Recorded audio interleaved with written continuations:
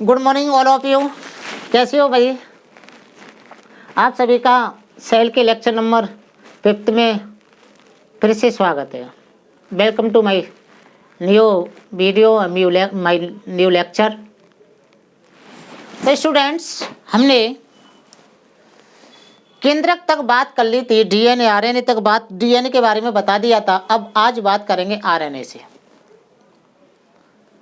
तो आपको पता है, my name is S Rajput. आप देख रहे हैं अपने यूट्यूब चैनल पर एस केमिस्ट्री वाला सेल।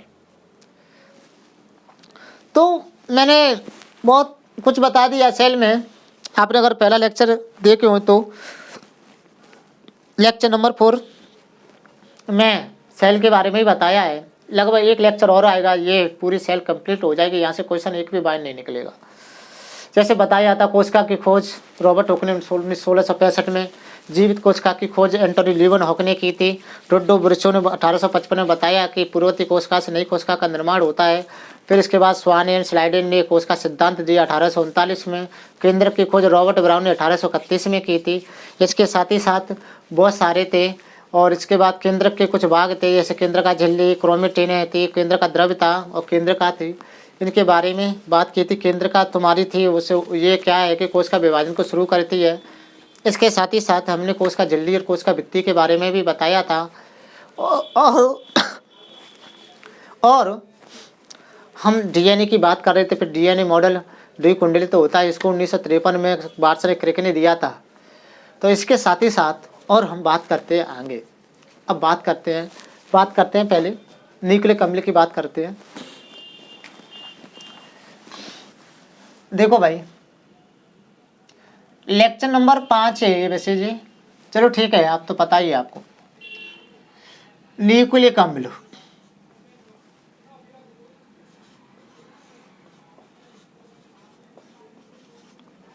न्यूक्लिक अम्ल, ठीक है भाई।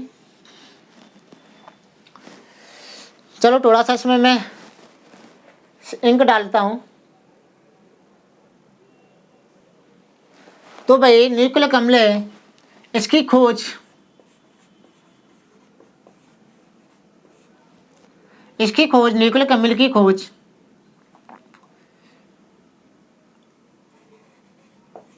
फ्रेडरिक मिसर ने की थी भाई, ठीक है। न्यूक्लिक अम्ल दो प्रकार का होता है।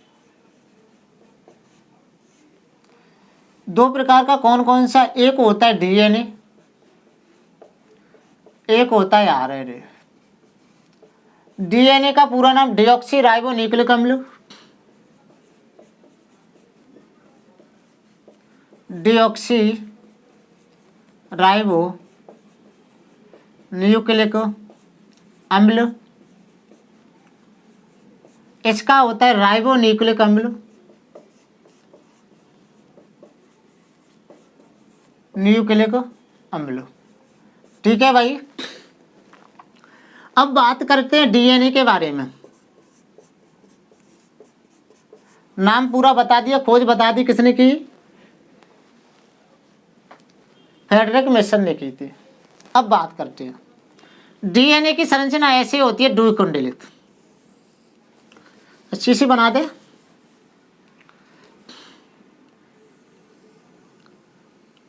सांप जैसी होती है। 5-3 ऐसे बीच में A+T C++G एडेनिन थाइमिन होता है। ये किसकी संरचना है? डीएनए की द्विकुंडलित संरचना है। चलो इसके बारे में जानते हैं। चलो, डीएनए कैसी संरचना है? द्विकुंडलित संरचना है, द्विकुंडलित संरचना है, ठीक है भाई। डीएनए की खोज पता है तुमको किसने की थी? फ्रेडरिक मिसर ने की थी। ये द्विकुंडलित संरचना किसने खोज की थी इसकी? इस द्विकुंडलित संरचना को किसने दिया था? वाटसन क्रिक ने दिया था, 1953 में दिया था। इसलिए इनको नोबेल पुरस्कार भी दिया गया था इसकी खोज के लिए। ठीक है भाई, दोनों को क्या दिया गया था फिर? नोबेल पुरस्कार। दोनों अलग अलग विज्ञान के, वाटसन और क्रिक। ठीक है भाई, चलो आगे और बात करते हैं। नाम पता है डिऑक्सी राइबो न्यूक्लिक अम्ल। इस डीएनए में A double bond T, C double bond G, A for adenine लिख देता हूँ यहाँ पर मैं, चलो यहाँ लिख देता हूँ, A for adenine, T for thymine, C for cytosine,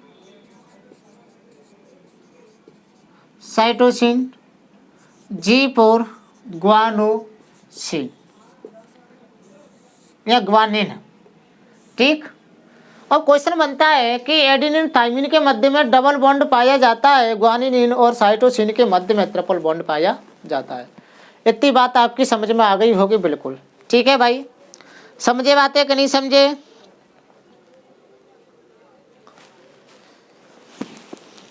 DNA में यूरेसिल है, जैसे अभी मैंने कहा था कि थाइमिन है, तो डीएनए में थाइमिन पाया जाता है। क्या पाया जाता है? थाइमिन पाया जा रहा है।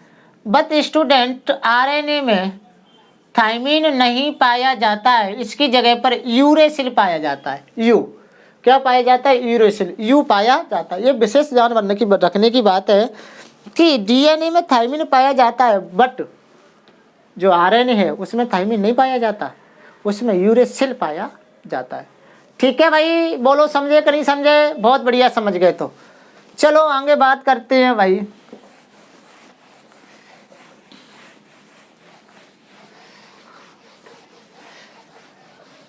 अब बात करते हैं हम आरएनए की। राइबोन्यूक्लिक अम्ल,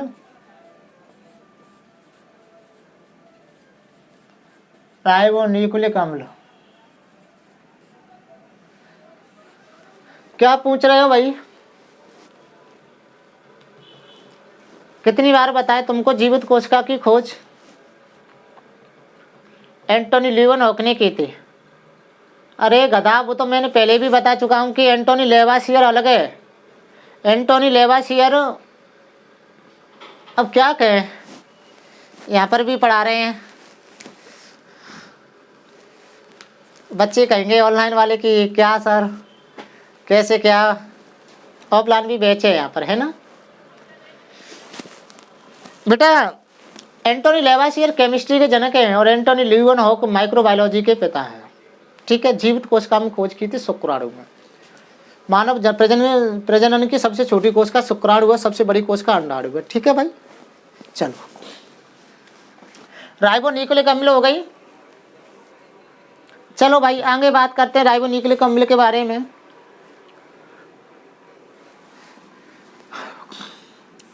राइबोन्यूक्लिक अम्ल एक कुंडलित होता है, एकल होता है। कैसा होता है? एकल होता है। किसमें पाया जाता है? किसमें पाया जाता है? जैसे वायरस है, बैक्टीरिया है,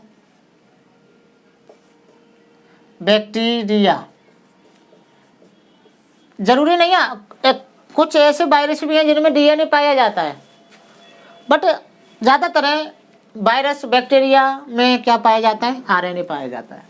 ठीक है, एक आध अपवाद होता है जिसमें डीएनए पाया जाता है, वो भी बताएंगे आगे। चलो भाई यहाँ तक बात कर ली, अब हमने आरएनए के प्रकार की बात करते हैं। आरएनए 3 प्रकार का होता है। देखो, नंबर 1 आरआरएनए, नंबर 2 टीआरएनए, ये तो दूर दूर अगर इसका भी कुछ रीजन है। यहाँ पे ये एमआरएनए। ठीक है भाई, अब बात करेंगे आरआरएनए की, फिर बात करेंगे टीआरएनए की, फिर बात करेंगे एमआरएनए की। ठीक है भाई, चलो बात करते हैं RNA की। राइबोसोमल RNA, पूरा नाम क्या है? Ribosomal RNA। ठीक है, तो लिख सकता हूं इसको, क्या बोलेंगे?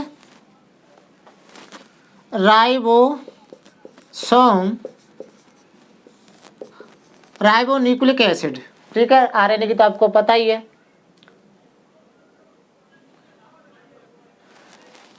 RNA स्मॉल कर सकते हैं आप इसको, ऐसी बात नहीं है। RNA सबसे छोटा RNA होता है, सबसे छोटा क्या होता है? RNA होता है। ठीक है भाई,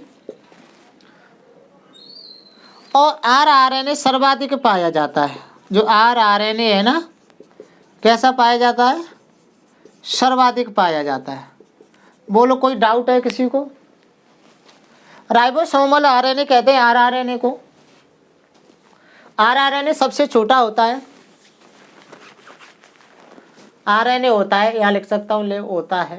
वैसे समझ गए होंगे आप लोग, इतने छोटे नहीं हैं, कंपटीशन की तैयारी कर रहे हैं, क्लास बड़े बड़ी क्लासेजों में आ गए हैं। RNA सर्वाधिक पाया जाता है। बोलो बोलो, समझे बातें? बिल्कुल। अब बात करते हैं tRNA। ट्रांसफर RNA बोलते हैं। tRNA को क्या बोलते हैं? स्थानांतरण RNA। स्थानांतरण RNA, ट्रांसफर RNA। ये प्रोटीन को कोशिका तक पहुंचाता है। tRNA ट्रांसफर है भैया, पहुंचाएगा, ये तो काम ही ये ठेला मोटर की तरह कार्य करता है ना? तारी समझ में आ रहा हो ना? यार आ रहा होगा ना? क्या आ रहा होगा? आ रहा है। प्रोटीन को सेल तक पहुंचाता है। ठीक है भाई जी, आप समझ में आ रहा हुआ है? प्रोटीन को कहाँ तक पहुंचाता है भाई? सेल तक पहुंचाता है।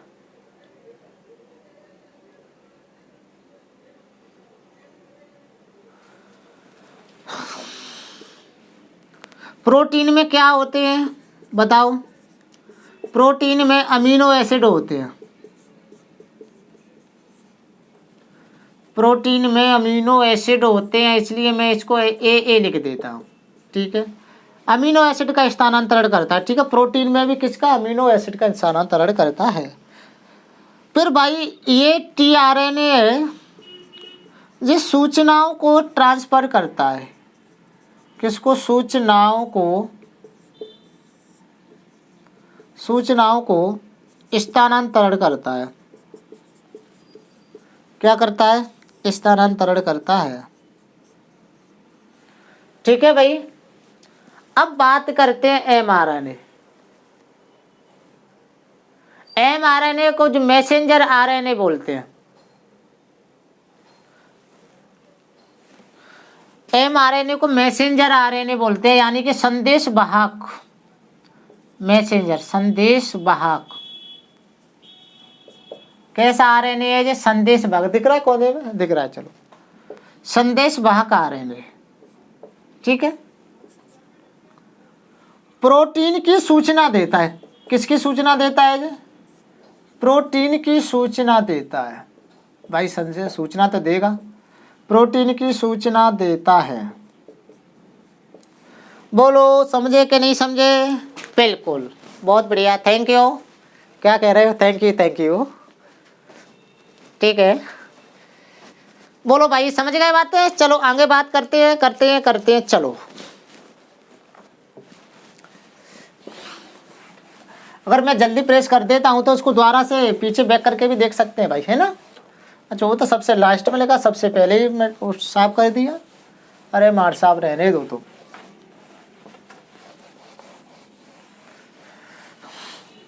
चलो भाई, जल्दी नौकरी लगे तुम्हारी, जल्दी दही बल्ला खिलाएंगे फिर तुम्हें, है ना?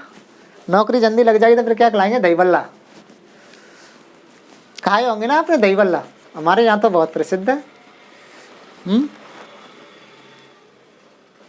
हमको भी अच्छा लगता है। शादियों में पूरी तो कर देखते ही नहीं। अगर हम बफर सिस्टम में चले गए तो मान लो, बफर सिस्टम में भाई हम नहीं देखते पूरी कहाँ पर हो रही है, ओनली हमको तो वो चार्ट वाला जो एक वो लगा रहता है बगल साइड में, साइड चार्ट वाली अगल से लगी रहती है रेडियाँ, उसमें जाते हैं। पिज़्ज़ा, बर्गर, दही बल्ला, टिक्की ये खाते हैं पहले। खाने के बाद पूरी इनको नंबर हुआ तो जब तक पेट फुल हो जाता है, चलो फिर तो देखते ही नहीं है, रहने दो, है ना। हाँ बिल्कुल, ऐसा ही आप करते होंगे कि नहीं करते हैं? मुझे तो लगता नहीं है कि आप नहीं करते होंगे, मुझे तो ऐसा लगता है आप जरूर खाते होंगे, है ना। चलो गुणसूत्र की बात करते हैं। डीएनए के अंतर ही तो क्या आता है, गुणसूत्र ही है। चलो गुणसूत्र क्रोमोसोम बोलते हैं, इंग्लिश में लिखते हैं, चलो ठीक है तुम समझ जाना। क्रोमोसोम, गुणसूत्र। चलो भाई इसकी भी बात करते हैं गुणसूत्र की। इसकी कोई ट्रांसवर्ग ने की थी और नाम पुरकिंजी ने दिया था। गुणसूत्री खोज किसने की थी? ट्रांसवर्ग, ठीक है, वर्गर।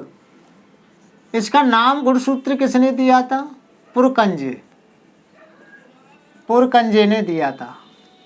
ठीक है भाई, समझ गए बातें। पुरकंजे या पुरकिंजे भी कह सकते हैं, वैसे बहुत सारी किताबों में ऐसा भी लिखा है, चलो ऐसे लिख लो, ऐसे भी लिखा हुआ था पुरकिंजे।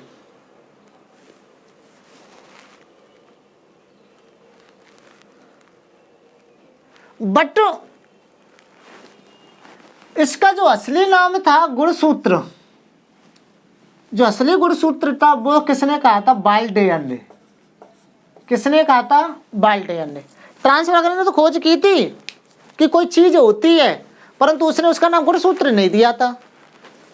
ऐसे ही आया फिर पुरकिंजे, इसने क्रोमोसोम कह दिया। चलो भाई ये क्या है? क्रोमोसोम है। बाल्डेयर महाराज आए, उन्होंने कहा नहीं क्रोमोसोम को छोड़ो, चलो इसका नाम गुणसूत्र दे दो, है ना, हिंदी मीडियम वालों के लिए भी फायदा होगी। तो इस बेचारे ने आके क्या कर दिया, बाल्डेयर ने इसका नाम गुणसूत्र दे दिया। तो बोलो कितने जोड़ी गुणसूत्र होते हैं भाई? ये तो पता होगा, 23 जोड़ी।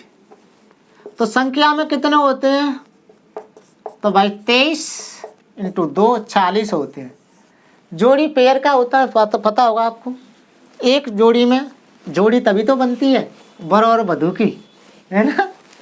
वर वधू की जभी तो जोड़ी बनती है, अगर नहीं तो फिर सिंगल है। फिर क्यों कहते हैं सिंगल है हम? क्योंकि सिंगल है, अगर पेयर हो जाएंगे वर वधू, अरे जोड़ा हो गया भाई। ठीक है, चलो बहुत बढ़िया। बार पर बात करते हैं।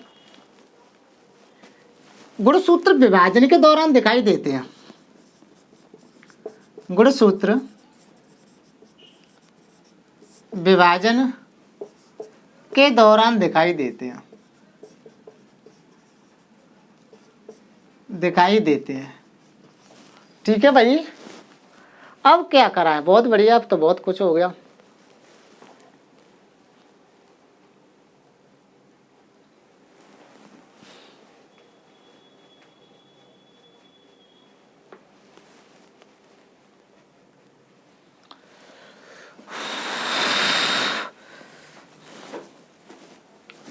गुणसूत्र विभाजन के दौरान दिखाई देते हैं।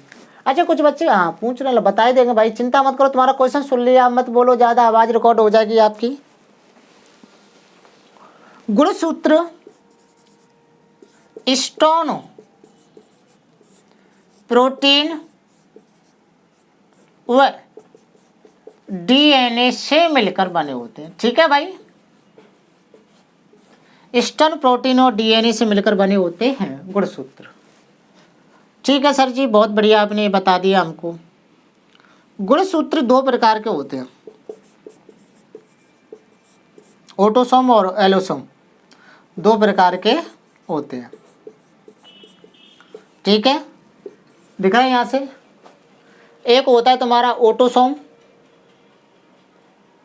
और एक होता है एलोसोम। चलो लिख ही देता हूँ भाई, यहाँ लिख देता हूँ, प्रेस करके लिखता हूँ तुम्हारे लिए। प्रेस माने साफ करते हैं ना, प्रेस कर दो, प्रेस कर दो सर जी कपड़ों पर, ऐसी बात नहीं है ना सर जी, बोर्ड को प्रेस कर दो। ऑटोसोम, ठीक है, दूसरा हुआ एलोसोम, एलोसोम, चलो ऐसे लिख लो एलोसोम, ठीक है। ऑटोसोम समान होते हैं और एलोसोम असमान होते हैं। भाई सर जी कैसे, हम तो बताओ।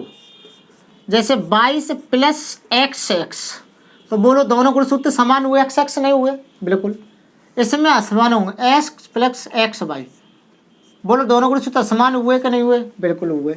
अगर भैया जी मान लो XX और XY, X जब इससे मिलेगा तो XX बना के नहीं बना, जब JX इससे मिलेगा तो XY बना के नहीं बना, जब JX इससे मिलेगा तो XX बनेगा कि नहीं बनेगा, जब JX इससे बनेगा तो XY बनेगा कि नहीं बनेगा। अर्थात 50% लड़का लड़की उत्पन्न होते हैं, संतुलन बना रहता है ना। क्या बना रहता है? संतुलन। 50% लड़की पैदा होंगे, 50% लड़के ही पैदा होंगे। बट ऐसा होता है कि लड़कियों की संख्या कम है, जिस समाज में थोड़ी सी निंदनीय बात है।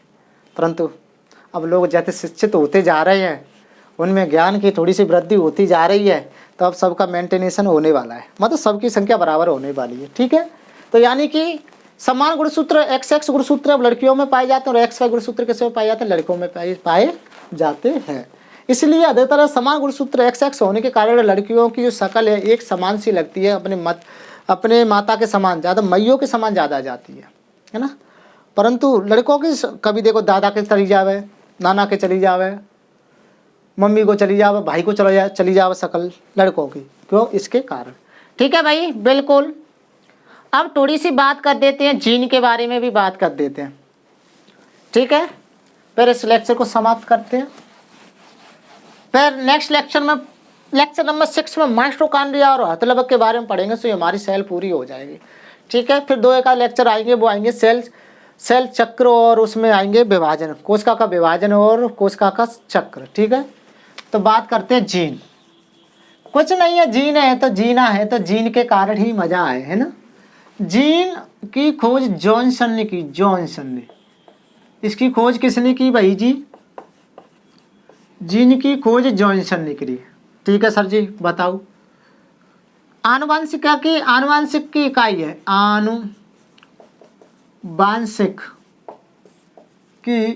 है जीन। क्या है? आनुवांशिक की इकाई, ठीक है भाई। बोलो समझे कि नहीं समझे? जीन में परिवर्तन होने के कारण ही भिन्नता उत्पन्न होती है, ये भी बात आपको याद रखनी चाहिए। दिख रहा है आपको? बिल्कुल। तो लेक्चर एंड करते हैं, ठीक है। अच्छा लगे तो सब्सक्राइब, शेयर और लाइक जरूर करें, है ना। चलते हैं, फिर मिलते हैं नेक्स्ट वीडियो में, लेक्चर नंबर 6 में मिलेंगे। स्वस्थ रहो, मस्त रहो, व्यस्त रहो, पढ़ते रहो, बढ़ते रहो। All the best.